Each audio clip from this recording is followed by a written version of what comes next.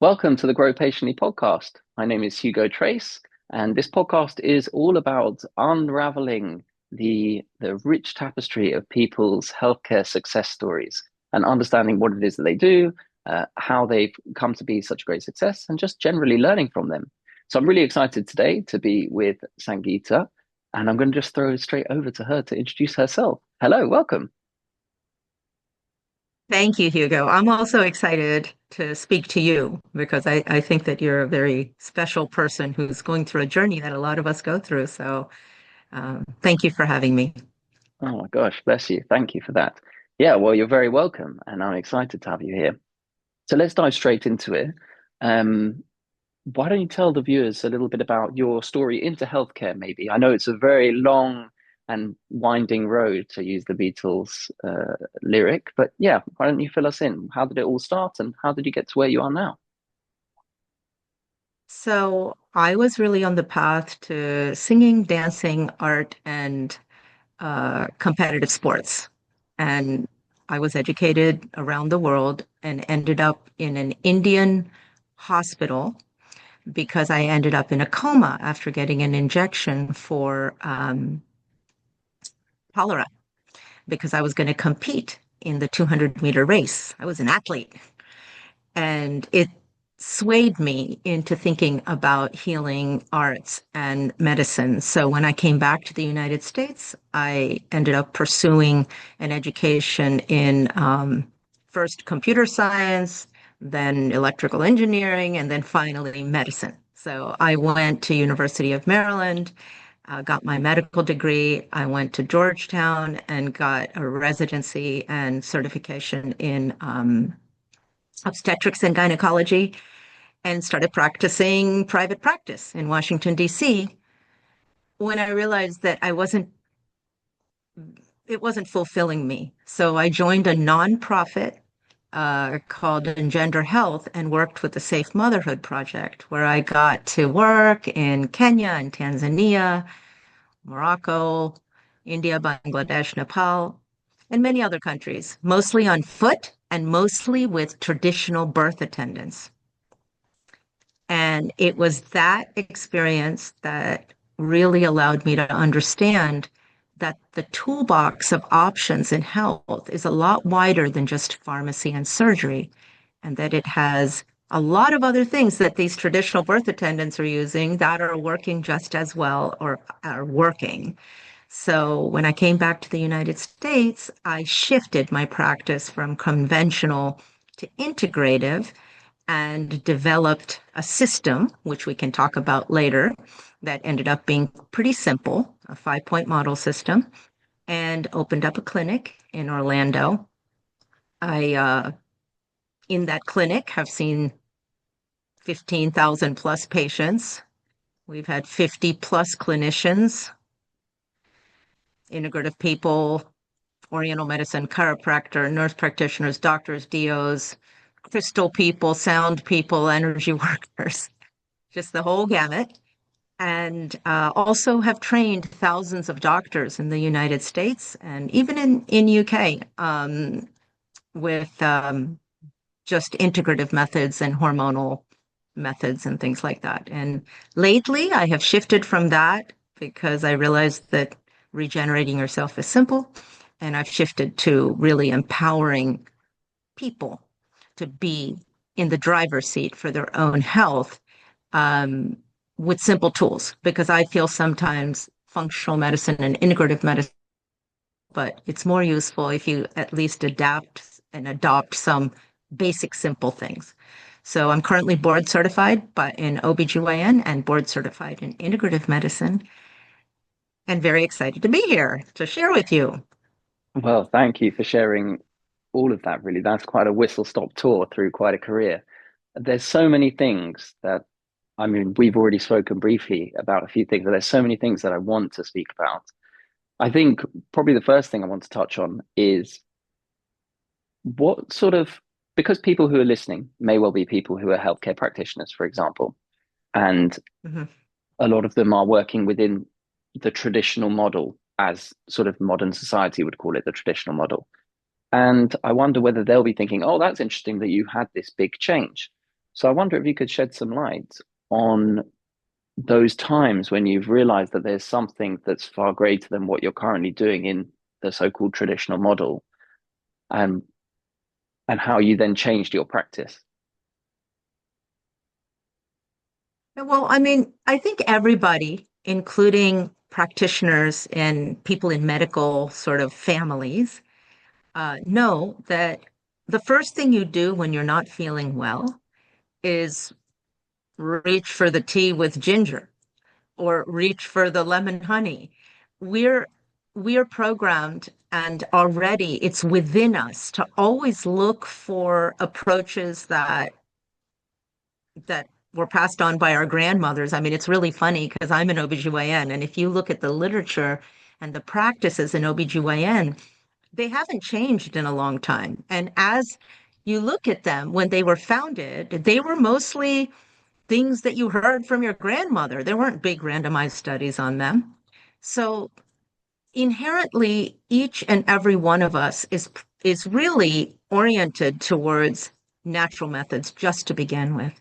But when I saw it in the field, I realized that it's really important to educate people about this because there's a reason why you look at the United States and you see that we are spending more by far than any country in the world on our health per capita, somewhere around 15 to $17,000 per head. And we enjoy ranking under 40th. The top 10 countries for health in life expectancy and chronic disease are countries that spend far less, but their lifestyles and their practices are different from the beginning. It's a cultural thing. And if you actually look at it, you're like, how come these countries are spending not even a tenth of what we're spending? Denmark, Finland, Japan, just there's a huge list. If you look at it, there's a ranking list. You're like, how are they spending so much less and they're enjoying so much more, right? So I think inherently these alternative mechanisms already speak to people um, deep down inside. And it's difficult, I think, when you go to practitioners who are not willing to expand the toolbox of options, right? To something more like, hey, you can take this for your pain and you can take that for your pain. Or we could also get to the root cause of the pain and try to get rid of that. And maybe there's some other natural things like turmeric or omegas or PEA and other things that could help you. So it's really about offering all options. Nobody really wants to go somewhere and be told, you can do this or you can do that, or you can just do this. Like very often, we're only given one option. So I think that the journey for healthcare practitioners really starts within, internally, with their own body, their own families, and all the things that have been passed down over the years. And as you start practicing, you start to realize, and I feel there's a huge pull right now, not just because the vitamin supplement industry is, one of the biggest businesses that exists right now, but really because there's a core need to shift our health as humanity. You look around and see what's happening. It's very clear that we need to come back to the table with different ideas. So for me, I hope I was answering the question, but that is the motivation. The motivation comes from within, and now it comes from the outside too, because you look at the demand, right? You look at the demand of people. People want to stay out of the pharmacy and the surgery if they can. That is certainly true. Yeah, people are always looking for the non-invasive options and things like that. Really interesting thing that you said among everything about practitioners looking within themselves. And I'm not a healthcare practitioner. I mean, the people who listen regularly, they know that I have a healthcare marketing agency and I used to be a teacher and things like that. So I work in healthcare in sorts, but I don't do any treating. And it's really interesting to think of people who are helping people with something, but then they're having to do that very same thing for themselves as well. And I think it's quite interesting because you and I mean, you alluded to it right at the beginning about my own journey as well. And I'm in the countryside right now. And I really Yes. notice a difference between city life and country life and how that makes me feel and I, how I even think and how I approach everything. It's really, really interesting. So I was going to ask you, what kind of practical steps can people maybe take to start looking inward when they're reflecting on the work that they do? Well, as I said, the motivation and inspiration does really come from the inside. And it comes from our own health, but it also comes from watching our family, our children. You take, a child to the doctor, and very often you're offered an antibiotic or an allergy medication. And inside you, you're always, whether you're a practitioner or whether you're not a practitioner, you're always asking yourself, do I really have to do this antibiotic? And can I use honey and lemon? Can I? So the journey, of course, as I said, is very much motivated and inspired from within. And just as a statistic, I started off practicing this way on the grounds of Orlando Medical Center in 2004.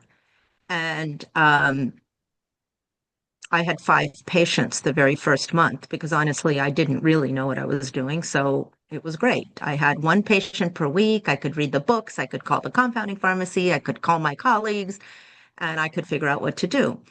But very quickly, we grew to 60 patients a month and then hundreds of patients a month and had to shift our building. But the interesting thing about it is that 20 to 25% of our patients were doctors, nurses from the hospital, their children.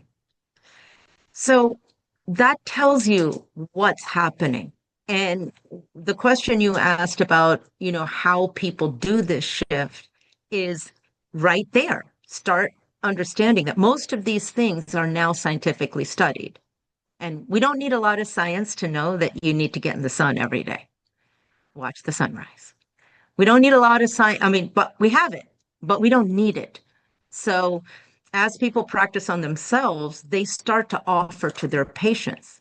And, a typical example, I made a supplement company because I was not able to find what I needed. And the supplement company has just a few things that are specific for hormonal activation and for energy, just basic supplements, but no dyes, no preservatives, and all that kind of stuff. And I had a probiotic, and my daughter had eczema. And she tried to cure herself with my mechanism of the probiotic and the enzyme and letting go of dairy for a month. And it didn't work. It worked on all my patients, but didn't work on her. So she ends up getting into the kitchen, getting coconut milk, and fermenting it with our probiotic, which is called Pure Biotic. And she ends up creating a probiotic that actually cures her. And then as I tried it out on patients, it ended up curing a lot of people. So she launched it as Kashaya Probiotic, which is available in the US. But the point is that all of us get innovative, right? And then you want to offer it to your patients. So that's what happens with practitioners too. It's like something worked in your house, something worked. You are in that spot where you want to offer more because you're here to help people, right? And obviously, it doesn't help to have the 7-minute visits, but I think that's also what's burning doctors and practitioners out. That's why there's a shift. There's a shift that's coming from the demand at the level of people who are not practitioners, and there's a shift coming from at the level of the practitioners to expand the toolbox of options to evidence-based options that work, right? Yeah, it's interesting that we feel the need to have so much evidence for things that often don't require evidence because you can just feel it, you can sense it yourself. Well, that I, is evidence. To me, yeah, that's evidence because if you look at it, does evidence, the way we talk about it, come from? It came from the pharmaceutical companies that were able to pay millions of dollars to do studies that got into your books, and your books were gifted to you by the pharmaceutical company when you're in residency. I got all my books with a stamp gifted by something pharmaceutical company, and you open the thing, and yes, they have some physiology in there, but the studies are all the studies that they themselves have paid for about all the drugs that they themselves have made. Will you find a study on vitamin C and viruses, which is clear that it works, or vitamin D or zinc? Are you going to find a study that shows that water with salt and lemon makes a difference? So you won't find those. So you end up having to reach outside. So what you're saying is correct. You don't need evidence to know that you feel better when you're in the sun or that you feel better when you're in the country. Why? Because you're not being hit by all those electromagnetic waves that you're being hit by in the city. And when you start offering this, the practice automatically grows because it's not about advertisement. One person on average brings 5 people. One person who is, and we've looked at this really carefully, like because we didn't market forever, but now my practice has changed hands and it's Glow Spring Health, and we are marketing. But even with marketing, it's still 95% word of mouth. One happy person, because when somebody walks through your door, the main thing that we can offer as practitioners is hope and love. And that's it. And that is our role. Aside from, hey, you can do this or you can do that, or you can use this medication or this supplement. So when people feel that hope and they feel that love, they automatically want to bring all their husbands, because women are usually the ones that seek out healthcare. That's just a fact. That's like 75% of seekers are women. And they always bring after that their husbands. And what we do is we invite them to bring their family members into the room during their visits. And families, then children. Children are really sick right now. So the whole thought process in this longevity field, that's what they're calling it. When I joined, it was anti-aging, then it became regenerative, then it became it doesn't matter. We know what we're talking about, right? And we know that we're talking about either offering just high-end hyperbaric oxygen chambers and $1,000 treatments, or also talking about getting in the sun and all the free accessible things, which we use more on the younger people. So growing a practice like this is only about getting one good result and focusing on one person and making sure that you really get that right. And yeah, so for me, that was all about simplicity. And there's a 5-point model system I'll talk to you about when we get to it. But simplicity is the key, because if people feel overwhelmed, they don't feel good. That's certainly true, especially when it's complicated. So you've had so many different successes in your life, and because you were even an athlete before, and then you did multiple different educational journeys, and then you've had multiple businesses, and in many ways you're like a serial entrepreneur, really, because you've done so many different things so successfully. So I'd love to kind of dive into some of the stories that you've got in your history of slightly more traditional practices, then slightly changed practices, and then where you are now, and we can kind of delve then into that. So maybe let's talk about the your initial practice that you scaled, because that's what a lot of people have, is very sort of traditional. They serve a local area, serving local patients.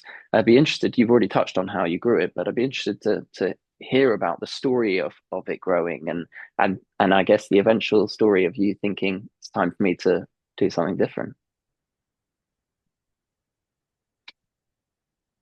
Yeah, well, um, the initial story, of course, was that I opened up on the grounds of Orlando Medical Center in Orlando and ended up hanging my shingle. Basically, nobody knew me in Orlando. I came from Washington, and I was basically the witch doctor on the grounds of Orlando Medical Center, where I also had privileges at the hospital. But I could barely keep them because once I started practicing this way, I couldn't meet the 5 admissions per year requirement. I was so excited one day when I almost had an admission, but without admitting per year, you can't keep your privileges. So I started that way and just really by myself. And I looked for a facilitator and hired somebody who was a facilitator at specifically getting you the licenses and all that thing. Because most physicians who want to jump out of the system and do this kind of work, or any kind of practitioners, are salaried employees who are like all of a sudden jumping. You have no idea about business, what license do you need, what building requirements, what OSHA require. You don't know that stuff. So I hired somebody, and and of course that was kind of a monetary investment. And then I hired somebody to find me a front desk person who is also a medical assistant, because that would be great, right? They check them in and then they're the medical assistant. So I started off with one employee. And as I said, it was really, when I said 5 patients in that month, it was really just people I had talked to. There was no advertisement. There was no, and plus I really didn't want to advertise when I really didn't have the experience to know what I'm doing, right? And everybody knew I was new at this. I had joined American Anti-Aging Medicine Society and another society called AMMG, and I was starting to learn. Um, but I started with hormones. I'm a gynecologist. It was easy, right? I started with hormones, started with bioidentical hormones. And at that time, it wasn't like right now when everybody's looking for hormones, right?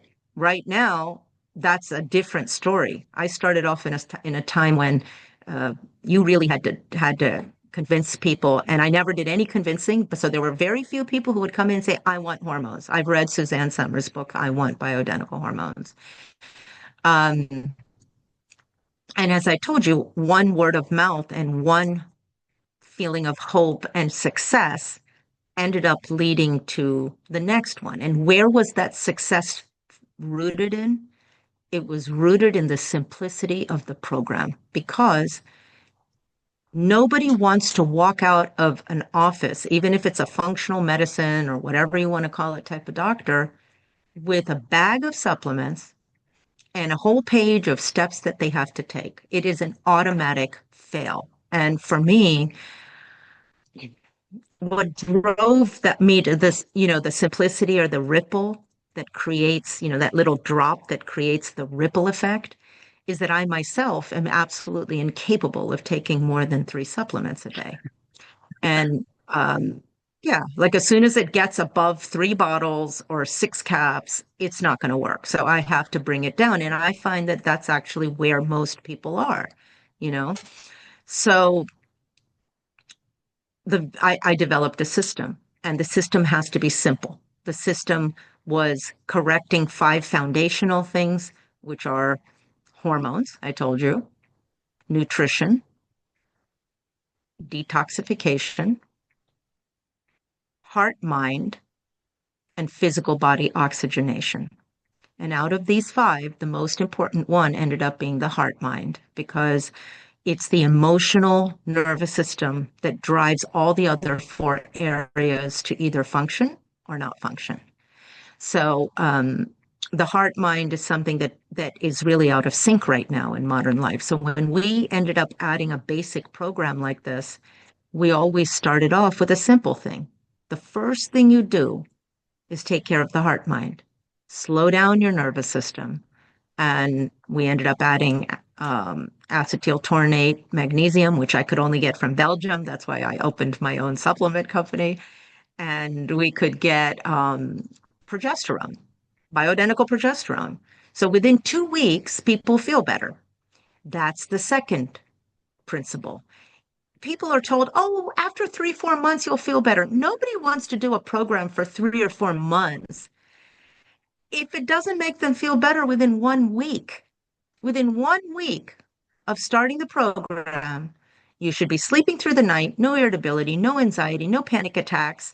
Those are the big things that come through the door, and better energy. And if that's not happening, your program is not okay. Like that is the problem that many places have. They tell people that you'll feel better in 30, 60, 90 days. That's not okay. You have to slow down the nervous system first. So I feel that because we ended up having a very simple system where you optimize these 5 areas. It's not about getting them normal hormone levels or normal nutrition levels. You want to be in the 75th percentile. And when we started aiming for that and started to introduce it like that, the doctors started coming. And then the doctors started coming to train with us. We trained in clinic over 100 doctors, and we trained 4,000 doctors in workshops. So people were recognizing, and it wasn't the content, it was the system.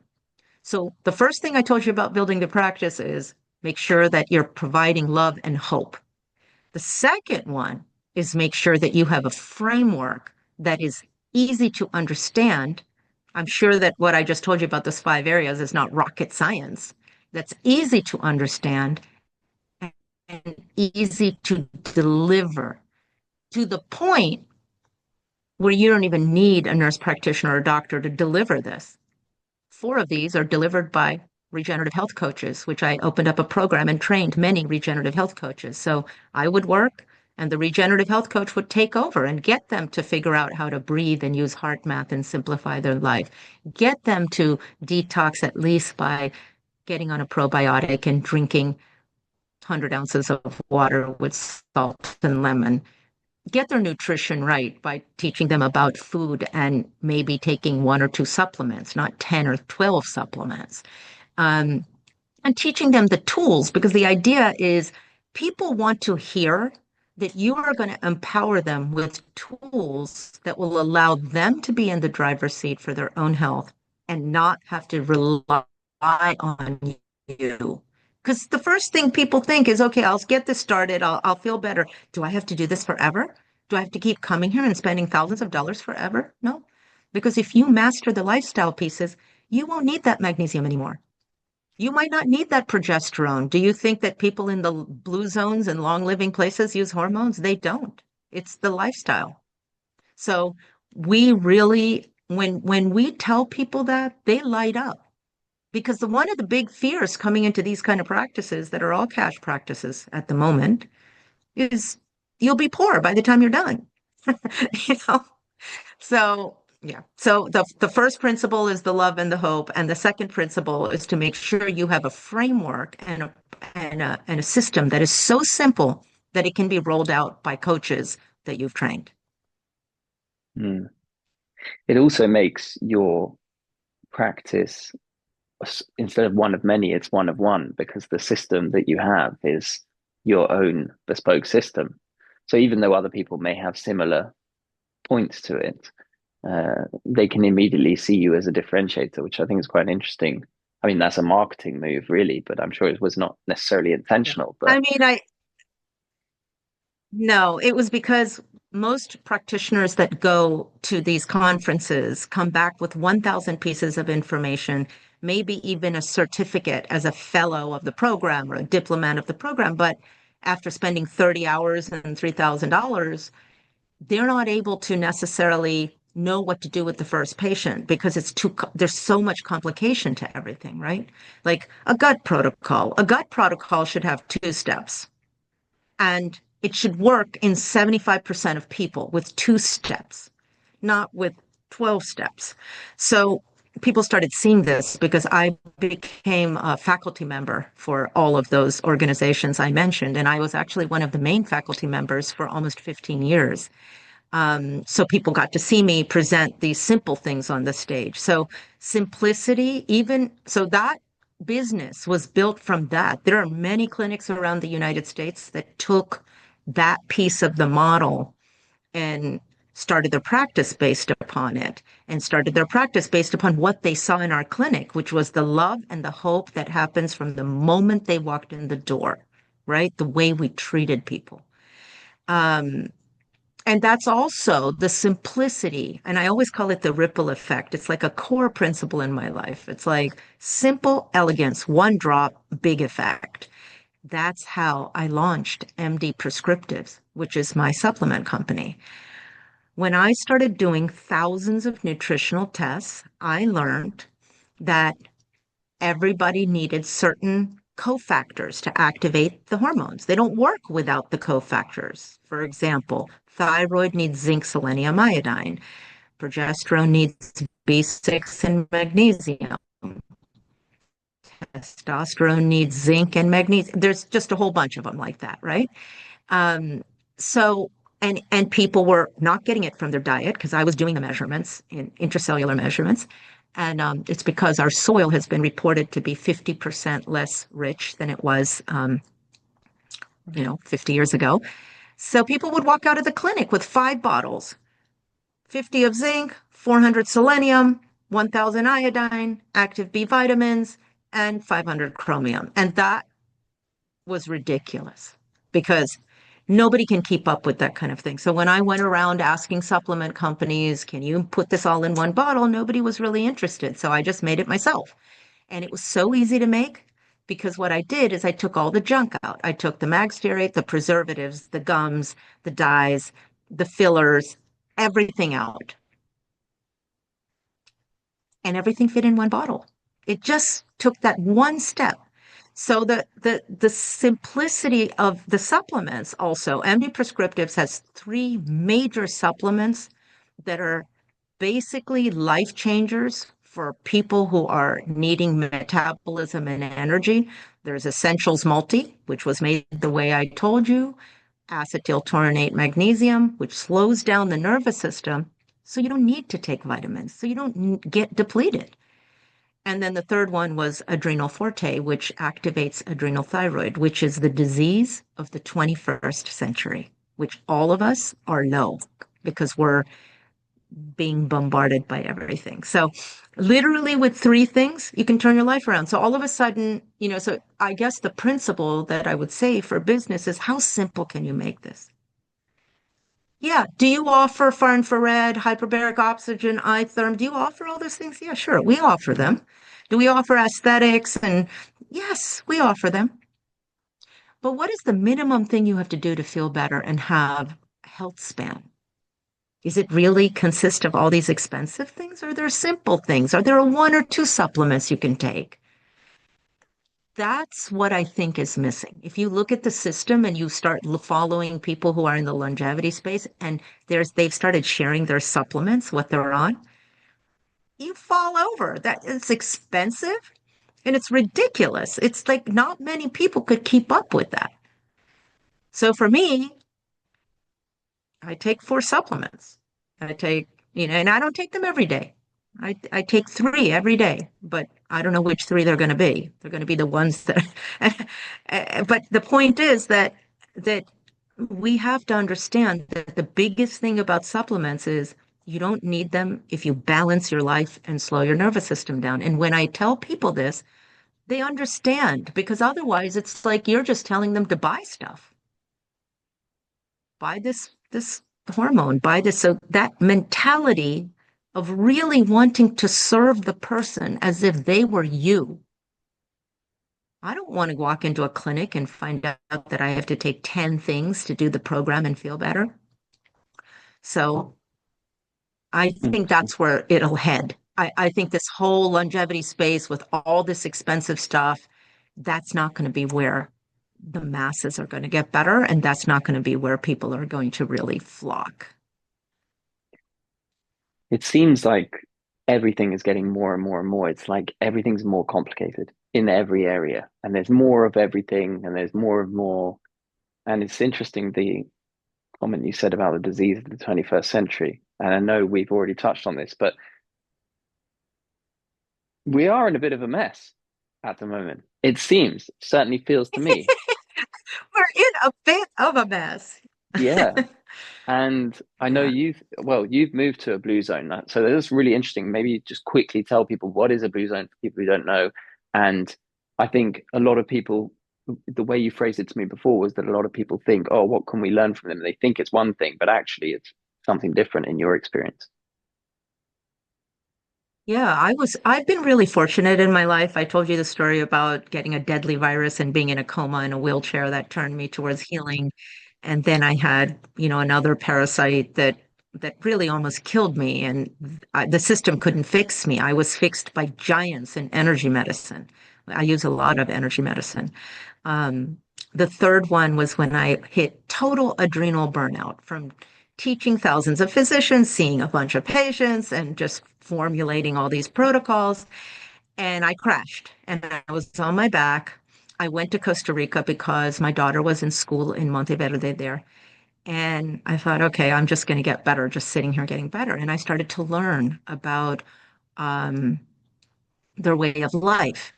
These blue zones are places where people live above 100 years, climbing mountains, tending to goats, living their life without chronic diseases and without a lot of doctors. That's the blue zones. And of course, Dan Buettner has studied 5 blue zones, but I can tell you from living all over the world that there are many blue zones, and most of the blue zones are the villages and the community where people live in community. So what I found were the highlights of these communities were um, living in connection to humans and tribe, living in connection to nature with a balanced life, getting in the sun, putting the body in the earth, drinking structured water, being slow enough to have an extended exhale on the breath, the 5 areas. Joyful purpose is the most important one because without joyful purpose, the body doesn't want to stick around. So I used that system to get myself better, get myself back in the seat in Orlando's medical clinic, which is called Sejun Institute, which is still a educational institute. And then started offering that to the kids because I'm like, hey, this is free. So can you imagine parents coming in with 4 kids? How can those kids afford that? So when you hear about blue zones, you hear about this diet, this exercise, and all that. It's not about that. It's literally about a way of life which synchronizes with the rhythms of nature and connects our heart to other human beings. And now we even have science about that because Harvard a few months ago published their study about longevity and all the factors that affect longevity. And by far, the one factor that is the most prominent is social connection. Social isolation is the major cause of early death, chronic disease, and everything else. So basically, we're just proving what we already know. And, living in community, we aren't meant to be alone. We're not meant to live alone. Your biggest longevity secret is connect to other humans, live together. We're all in our little spaces on our little computers with digital screens. That's not a connection, you know? Yeah. It's making us sick. Well, yeah, that's how it seems. I mean, from my own experience, um, when I was living a life where I was really, it wasn't so much on a screen, but it was just really, really all consuming when I was working in the city as a teacher. And you just get up in the dark and then you get back in the dark and you pretty much just like work all day and then you'd watch TV at the nighttime, just sort of nonsense stuff.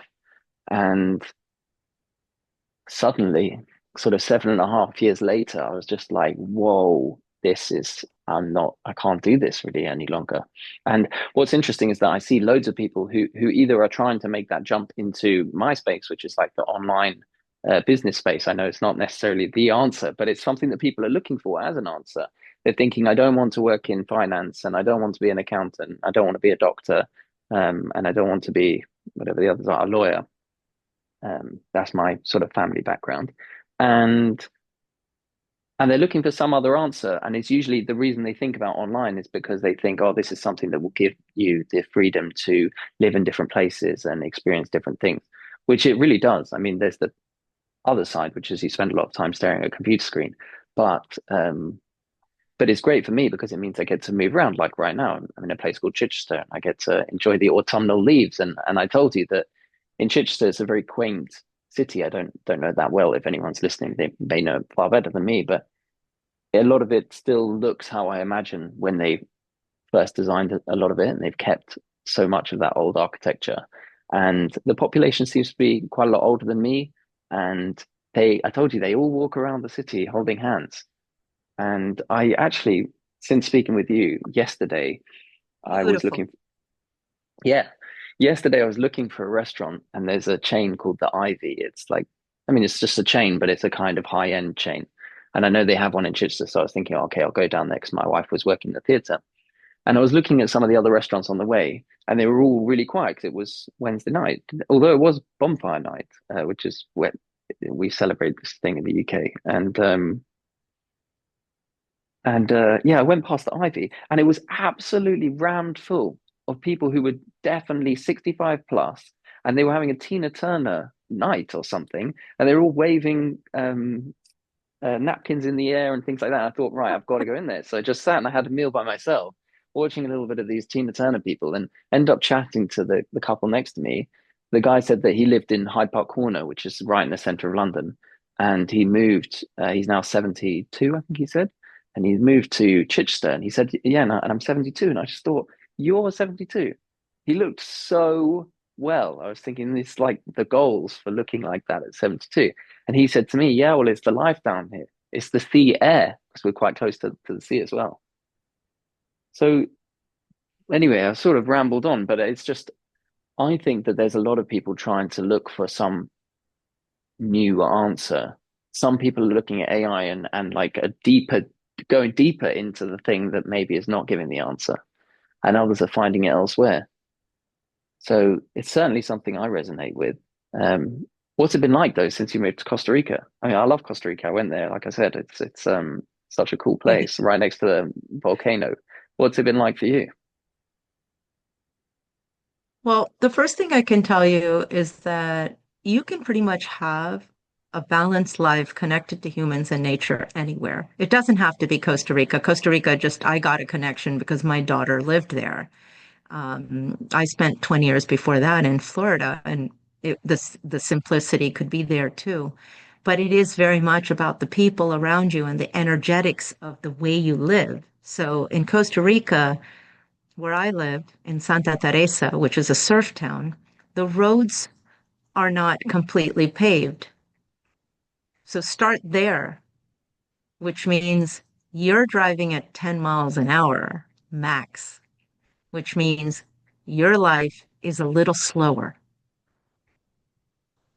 You are sitting in a place where you're not going to jump from one place to the other, from one meeting to the other, no matter what you do. And you always stop for the meal together. So the things that I have found, my life is slower. I'm more, I tend more to go towards looking at my garden and trying to grow things that I can eat. Like ultimately, we can also get off the computer if we start to dig into the basics of human life, because the basics of human life, of water, energy, food, shelter, those kind of things, they used to be self-sufficient. We didn't have to go and get a dollar from somewhere because if we were able to secure land, we're able to do everything, right?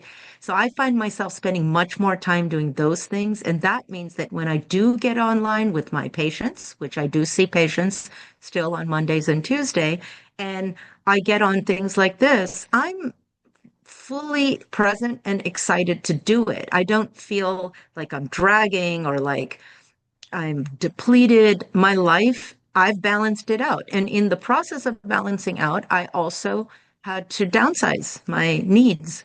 Our needs just keep growing if we allow them to. And it's very easy for me to see when I look back at my life, and I'm in my 60s right now, that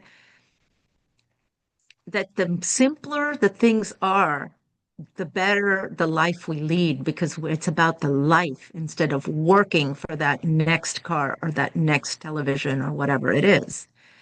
So that I have found that the life I'm having in Costa Rica is something that I could have had in Florida. It's slower, it's more connected to nature. Almost every evening, I'm either dancing or in a drum circle or doing a moon tribe ceremony. I mean, it's interesting, but it's connection, right? Singing with people. There's women's singing groups, there's men's singing groups. And I think the men's groups are really exciting because you go to a lot of these communities around the world and women have all these little knitting circles and things, but men don't have anything. But in the community I live in, the men get together and do the men stuff, right? Or we're cleaning the beach together. It it takes on a different thing when you're trying to make your own environment better, your activities change. So I'm spending less time on computer. I'm spending less time on my digital and my phone and things like that. And I mean, there's entire days when my phone is just off. I just don't. I'm not, if I'm not seeing patients, you know, I turn it off.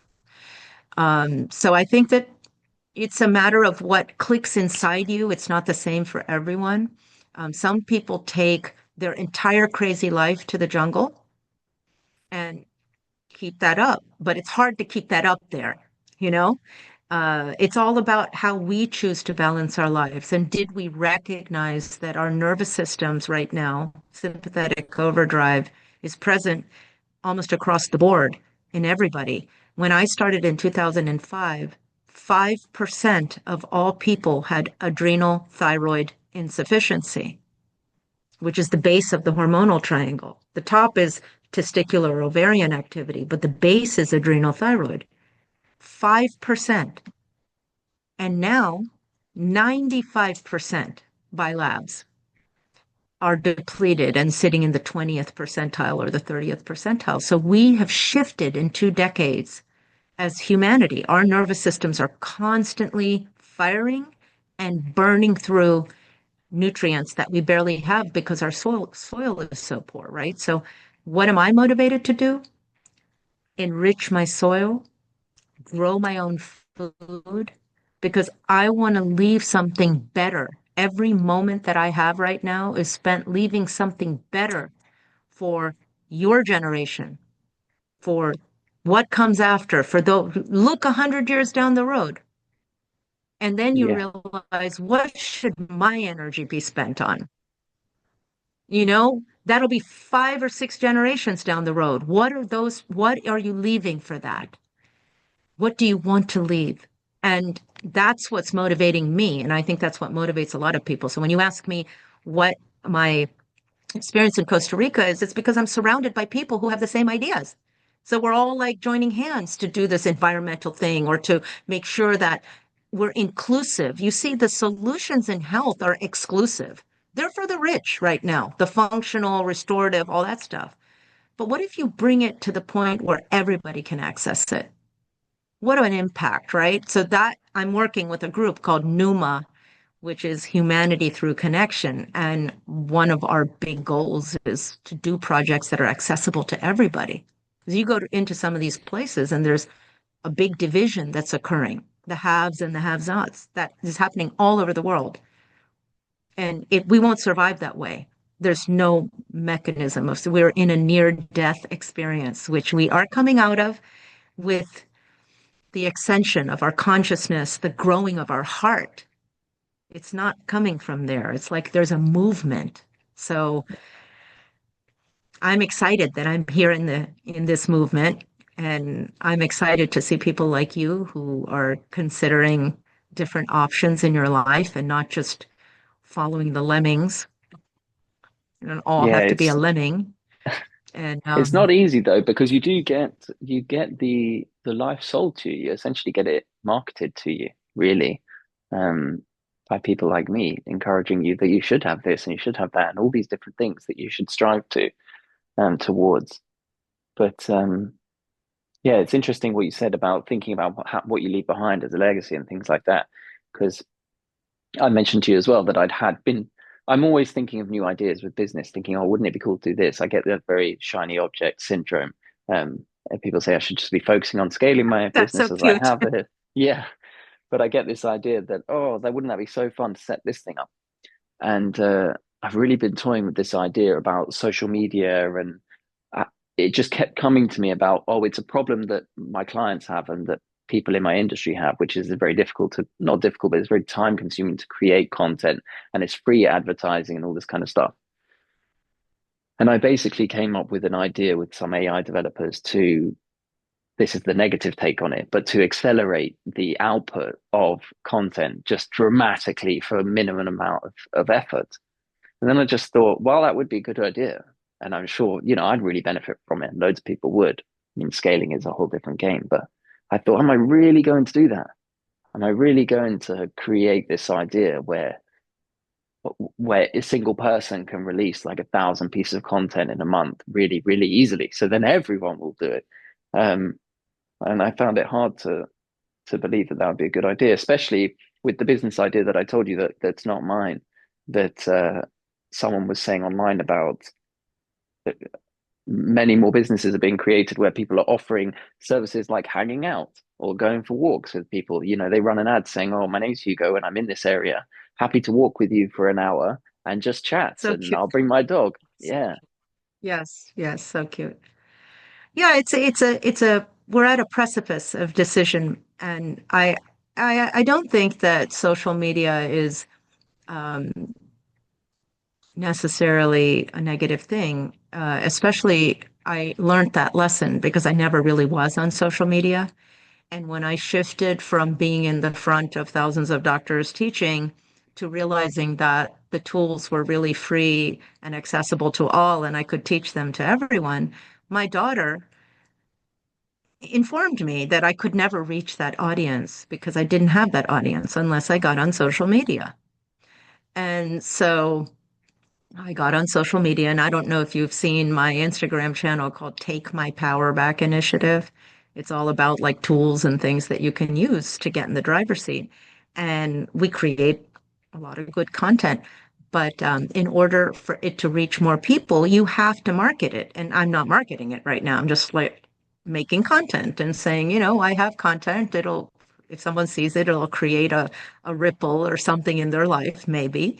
Uh, but those kind of messages are overshadowed by the large money holding corporations that are now in this space because they have millions of dollars to spend in marketing. So it just becomes a money game in a lot of ways, like, and I'm obviously not going to play that game, but a perfect example is in the US, um, hundreds of supplement companies that were small and actually in the size of company I have, went out of business over the last few years because the companies are all being purchased by very large corporations. Like you look at Pure Encapsulations, which is a big company here, which is a very, very good company, purchased by Nestle. So I've noticed ever since that, their ads are everywhere. Like every time you open up anything, it pops up. So what what's happening in this health space right now is that people who have a message that has to do with selling a product or getting you to buy something, that is what is really like in front. So the game is being won at that level. It's not necessarily the information about the simple things that you were already born with. You were already born with access to the sun. And I could show you 100 studies of how the sun creates energy in the cells of your body. It's not about vitamin D. The sun actually activates metabolism. It changes your circadian rhythm. I could go on, right? But who's going to pay for that, right? So it's being won at a different level in social media. The ads that you see more often are generally the ones that have a lot of money behind them. It's it's just the way it is. But I think that that information could be very useful if there was a way of turning that dynamic. You know, like wait a minute, before you go and buy this crazy supplement, get yourself naked and in the mud. I mean, get yourself go pat some animals and hug some trees and get some phytocyanides that the trees give off, which are very, very well proven to boost your immune system. So, yeah. So that's my take on social media. Not that it's necessarily not good, but we need to use it with consciousness to what it is that we are creating in humanity when we do it.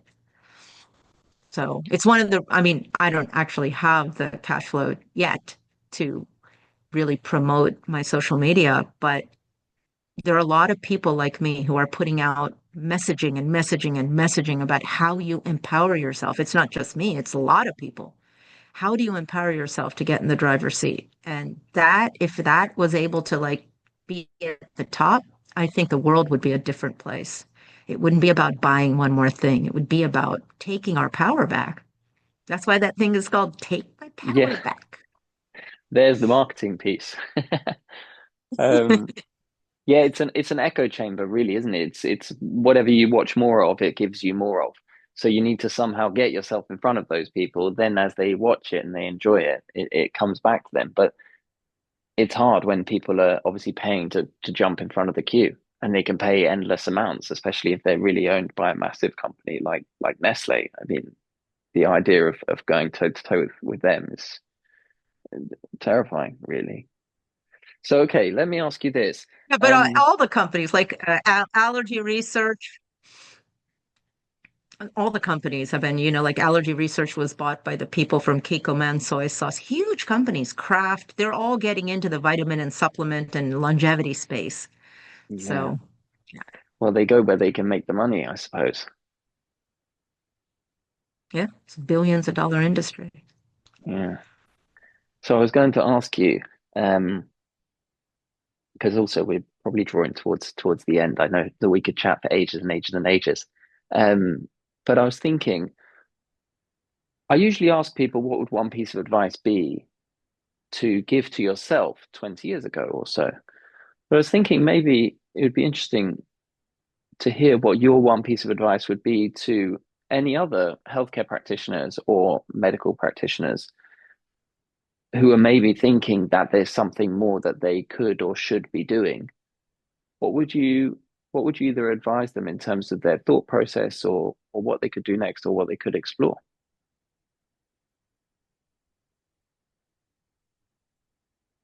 I go back to what I said, less is more.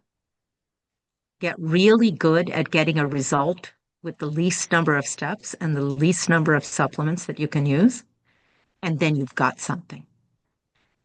Then you've got something. Because then, if you have people with higher problems and you want to offer hyperbaric or you want to offer IVs or you want to offer far infrared, at least you've used basic things to turn the wheels in the right direction. And everybody recognizes that. So, and honestly, I think you start with yourself. The biggest population of people who are falling down and crashing is the healthcare practitioners right now.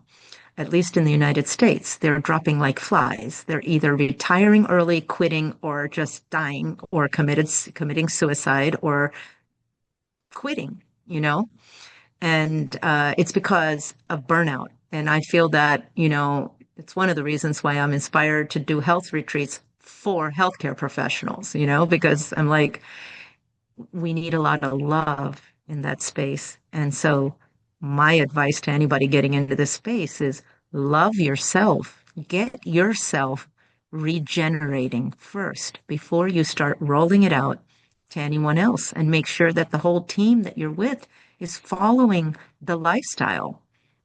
That broke my practice when I had people in the practice that weren't in themselves. So that is another thing that I realized. And, the staff that we have been there all for 15 plus years at this point, because we got people who were interested, right, in the product, in doing their things for themselves, in breathing. And, it's a culture. So create a culture around your own self, your own family, a program that you can shift, because we all have to shift our lifestyle in order to get out of this mess we're all in. Um, and then you can roll it out successfully to the patients. Because when you go into a regenerative practice and you look at the healthcare practitioners and they're maybe overweight or falling apart, you're like, okay, maybe, I mean, Yeah, it's a real thing. It's like it speaks, right? definitely. So love yourself first. Take care of yourself selfishly, because it's the most unselfish thing you can do. Imagine yourself as the sun. If you tend to your own fire, you can warm all the planets. And if you do not tend to your own fire, all the other planets die too. So all the people around you, the patients, the things that you're involved in are dependent upon you being vibrant and regenerating, right? Hmm. Make me think I better get out for a countryside walk in the early evening today. Yep. One of the prescriptions I write is, I always talk about getting naked and getting the sun, but rolling in the mud. But there's science behind it. It's like it's a silly statement, but it's almost a true statement. We're not in the earth enough. We wear shoes.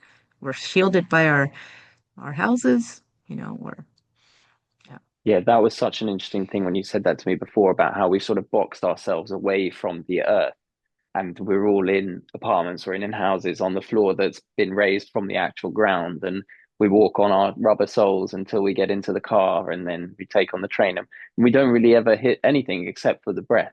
Obviously we pick up the air, but other than that we don't really connect with many things. You can easily do almost a whole day like that. Yeah. And nowadays they have these shoes that, you can get for grounding, but grounding is probably one of the most underutilized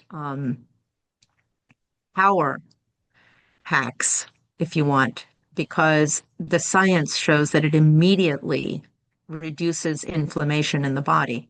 It immediately unclots the blood cells that are flowing in your blood. Like what better cardiac protection could you get than that? I remember seeing that Cristiano Ronaldo, who's a famous footballer, or soccer player if you're in the States, he I think he's 42, which is really old for a footballer, essentially, especially in the position that he plays. But I know that every day he gets up and he drinks a big glass of water. I think he has a specific water that he drinks, but he drinks that straight away. I'm obviously going to butcher his whole routine, but he does that. Then he goes outside, he looks at the sun for a certain amount of time, and he takes a bunch of deep breaths, and then he does whatever else he does in his day. Um, and that guy's like, I don't know, he looks like Achilles or something. It's unbelievable. And yeah, he's still playing at such a high level. And I can't imagine the sort of inflammation that your body probably should have if you're running around and pushing people left, right, and center. So yeah, it's really interesting. I think we're actually at a quite significant turning point with all of this, really. Yeah. Yeah, it's an exciting time. You're going to see it come to fruition in your life. Yeah. Well, Sangeeta, I do want to say again, massive thank you for meeting with me and You're so sharing all welcome. of this. Yeah, no, it's been great to hear. Your story is just so interesting, and you're so full of life and ideas, and you're very giving with it all as well. So I really appreciate it. And I hope as listeners you've enjoyed hearing the stories. And I think for me, one of the most interesting thing is when people make these changes in their life. They're going on one path and something happens that makes them change, and it sort of creates who they actually are. Um, and it's been great to hear your story. So thank you so much. I really appreciate it. Thank you. All right. Well, have a lovely day. And listeners, thanks again. I You really too. appreciate it.